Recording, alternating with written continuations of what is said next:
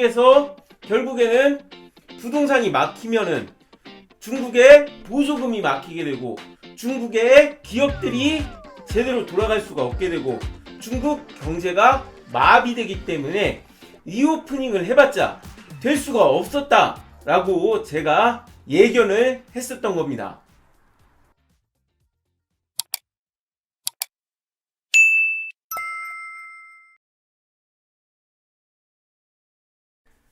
중국 정부의 가장 큰 약점 중에 또 하나는 중국 정부의 약점이 아니라 중국이란 나라 자체의 약점인데요. 중국의 장점 중에 하나가 넓은 땅덩이와 그리고 또 다른 장점이 많은 인구인데 너무나 땅이 넓고 너무나 인구가 많아 이것이 약점이 되기도 합니다. 흔히 중국은 5, 16국으로 뿔뿔이 분열될 거다. 사람이 많고 땅덩이가 넓다 보니까 민족도 많이 있기 때문에 항상 소수민족으로 인해서 분열하게 될 거다라는 그런 얘기가 있지만 실제 중국의 역사를 봤을 때 소수민족 자체가 아니라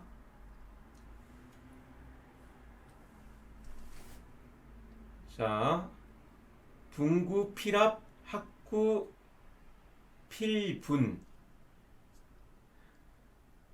천하의 대세란 나누어진 지 오래면 반드시 합쳐지고 합쳐진 지 오래면 또 반드시 나누어지는 법이라. 이 얘기가 어디에서 나오는 거냐? 삼국지연의 가장 첫 문장입니다.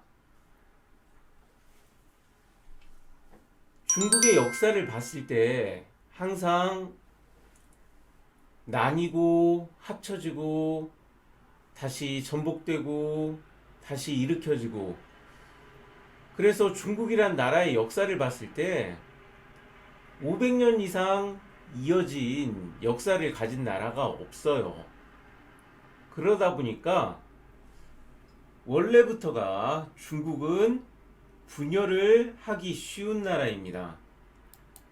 최근에는 뭐 그런 일이 없다라고 얘기할 수 있겠지만 중국도 지금 현대에서도 이렇게 군부로 이렇게 세력권이 나눠져 있어요. 그러다 보니까 중국 같은 나라 같은 경우는 성장할 때는 문제가 없어요. 그렇지만 각 지방 세력이 불만을 품을 그런 시기가 온다면은 그리고 지금처럼 경제 사이클이 무너져서 제대로 된 경제 성장이 어렵고 그러다 보면은 부동산이나 지역별 그리고 권력별 차별을 받게 되는 순간 항상 역사가 그려왔듯 중국 정부는 5, 16국으로 나뉘어질 수가 있는 약점을 가지고 있습니다.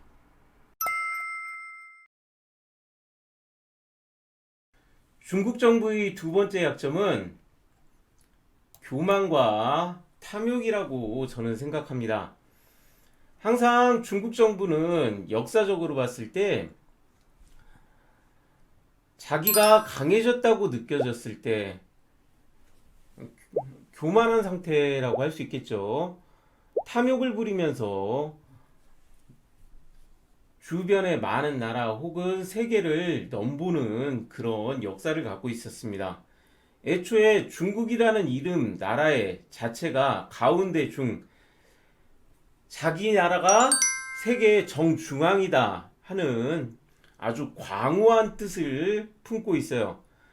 사실 인구가 많고 땅이 넓다 보니까 폭발적인 성장 잠재력을 갖고 있습니다. 그래서 미국을 따라잡네 마네 그렇게 얘기하고 있지만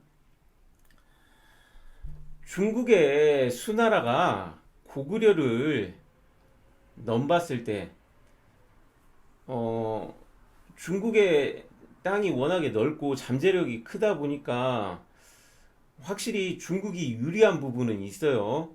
그렇지만 상황에 따라서 스스로 자기가 자멸하는 길을 겪는 그런 무모한 자신감, 교만에서 오는 그리고 탐욕에서 시작된 그런 싸움을 걸었을 때 중국은 무너진 경우가 많습니다. 중국의 부정부패는 매우 뿌리가 깊습니다.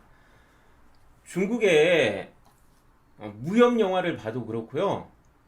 실제 부정부패를 다룬 영화도 그렇고 항상 주성치 영화든 뭐 이영걸 영화든 거기에 나오는 관리들을 보면은 관리뿐 아니라 권력의 핵심인 환관들 그런 사람들 나오는 거 보면 항상 부정부패로 부정적인 이미지로 나오는 경우가 많은데요. 이게 실제 사실입니다. 중국 삼국지도 그렇고 수호지도 그렇고 나라가 부정부패가 만연하고 탕관오리들이 득세할 때 그런 환란의 시기가 와서 나라가 전복되기 직전이나 내분이 일어나는 내용이 많거든요.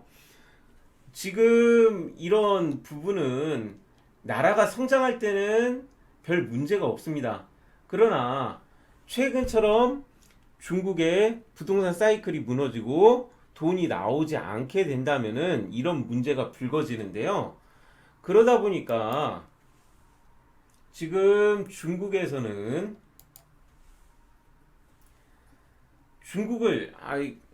중국이 정말 자기 교만해서 자국 기업들만 밀어주고 오히려 이제 차별을 하고 외국 기업을 이제 소수민족 차별하는 것처럼 차별을 하고 그러다 보니까 중국 기업들이 탈출하고 자본들이 해외로 탈출하고 심지어 국민들이 탈출하는 그런 경우가 나왔는데요. 이거는 항상 있었던 일입니다. 나라가 망하는 것은 결국 외세 침입보다는 나라 안에 탕관오리들이 득세하면서 부정부패가 만연하고 그리고 내분이 일어났을 때 무너지는 게 역사적으로도 사실이었습니다. 중국은 결국엔 경제가 무너지면서 제가 무엇보다도 강조하는 게 일자리인데 중국의 일자리가 이렇게 지금 보시면 아시겠지만 판다 인형보다도 많은 실직자 해고 사태가 일어났습니다. 지금 중국 젊은이들이 취업을 못해서 난리가 났고요. 자, 그러다 보니까 옛날에 보조금 주던 시절과 지금과는 완전히 다르다는 것을 알 수가 있습니다. 그리고 그러다 보니까 성장하던 시기에는 미국이나 뭐 다른 나라에 갔던 중국 유학생들이 다시 중국으로 돌아간다라는 그런 마인드가 있었다면 지금은 중국에서 어떻게 하고 있죠? 탈출한다고 하고 그러다 보니까 중국에서 이번에 탈출하다가 미국 해안에서 죽은 시체로 발견된 사람들도 나오고 그렇게 되다 보니까 지금 중국 청년도 불안감을 느끼기 시작하죠. 자, 그래서 중국은 어떤 일이 벌어질 수가 있느냐? 16국 시대처럼 이렇게 중국이 분열될 수가 있다. 이런 미래를 그릴 수가 있습니다. 사실 이렇게 될 가능성도 굉장히 크다고 제가 생각하고 있었는데 하나의 변수가 일어났습니다. 중국이 이미지가 좋지는 않잖아요. 그런데 러시아하고 우크라이나하고 전쟁이 일어났을 때, 자, 중국 시장을, 아니, 러시아 시장을 중국한테 뺏기게 됐습니다. 자, 이런 부분에서 중국은 굉장히 어려워질 수 있는 상황에서 숨통을 트일 수 있게 된 거예요. 더군다나, 아유, 진짜. 이런 부분에서 미국이 중국 이 시장 점유율을 줄일 수 없는 이유 중에 하나가 되기도 한 거죠. 그리고 중국이 또 무서운 점이 뭐가 있냐면은, 자, 친환경 시장이 지금 세계 미래 먹거리인데, 이 부분에서 태양광이라든가 풍력이라든가 배터리라든가 이런 부분의 친환경 부분에서 그동안 R&D 예산 투자하는 것 중에 이런 새로운 미래 먹거리 산업의 상당수 그 부분을 많이 잠식하고 있다라는 겁니다. 테슬라도 지금 중국을 이렇게 막 무서워하는 정도잖아요. 자, 그러다 보니까 왜 우리가 이 시장을 뺏기지 않는 게 오히려 탈중국에 더 유리하지 않았나. 자, 그냥 얼굴 붉히는 것보다는 사드 사태 일어나기 전처럼 좋은 얼굴 하면서도 중국 선전시장에서 삼성전자가 빠진 것처럼 시장 점유율 줄여가면서 베트남으로 옮겨가면서 어렵지 않게 할 수 있는 거를 왜 중국의 반감정을 사서 어려운 상황에서 그렇게 중국을 할 필요가 있느냐. 저는 그 부분을 얘기할 수 있고요. 그리고 중국이 지금 더 버틸 수 있는 이유 중에 또 다른 이유가, 자, 지금 중국이 산업 스파이 짓을 어마어마하게 하고 있습니다. 아직은 중국이 쫓아가는 그런 포지션에 있기 때문에 산업 스파이 짓을 하면서 어마어마한 돈을 아끼면서 발전을 할 수 있는 거잖아요. 이 부분을 경계해야 합니다. 이번 정부가 중국 산업 스파이 이 짓을 간첩에 해당하는 부분으로 간첩법으로 다스리겠다라는 이런 부분 하는 거 굉장히 잘하는 거예요. 이런 부분을 빨리 진행해서 중국의 산업 스파이만 전 세계적으로 어떻게 줄일 수만 있다면은 중국은 지금 기로에 선 거죠. 5, 16국처럼 나눠지느냐 아니면은 미국을 앞지르느냐. 오늘은 중국 경제, 부동산 이 부분을 연관해서 중국의 미래와 그리고 우리나라 부동산에 대한 부분도 짚어봤습니다. 5, 16국으로 나눠질 수 있다는 건 제가 보기에는 사실입니다. 중국은 여러 소수민족의 이 불화도 있고 지금 중진국의 함정에서 이 부동산 그 함정에서 무너지게 된다면은 다시 일어날 수 없다면은 분명히 갈라질 거예요. 그리고 우리나라는 그 부분에서 다시 일어설 수 있는 기회가 있을 수 있다라고 생각합니다. 그러나 중국이 무서운 거는 어마어마한 땅과 인구라고 얘기했어요. 자, 이런 시점에서 중국이 쉽게 일어날 수 있는 간첩, 산업 스파이 짓을 뿌리 뽑을 수 있게 이번 정부가 해결해줬으면 좋겠고요.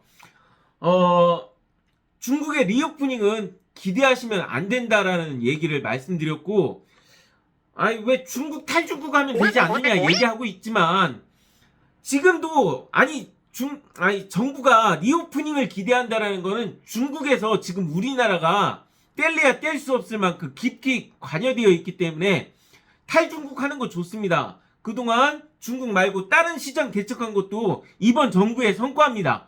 그렇지만 중요한 건 왜 괴롭게 나가는 것보다도 그리고 우리나라가 열심히 친환경하고 그렇게 해서 중국의 점유율을 뺏어와야 한다고 저는 그렇게 생각을 해요. 그렇게 해야지만 중국이 친환경 부분을 가져가게 되면은 진짜 우리나라가 손도 못 댈 만큼 미국이 정말 중국을 두려워하는 게 이 친환경 부분의 점유율일 겁니다. 그 부분에 대한 산업 스파이 짓일 거고요. 그래서 우리나라가 친환경도 열심히 하고 그 다음 산업 스파이 짓을 뿌리를 뽑아서 중국을 앞질러 나갈 수 있는 그런 상황이 됐으면 좋겠다. 그리고 부동산 상황도 중국이 어려운 만큼 분명히 중국이 터지게 되면 우리나라 부동산도 크게 영향받고 터지게 될 수밖에 없습니다.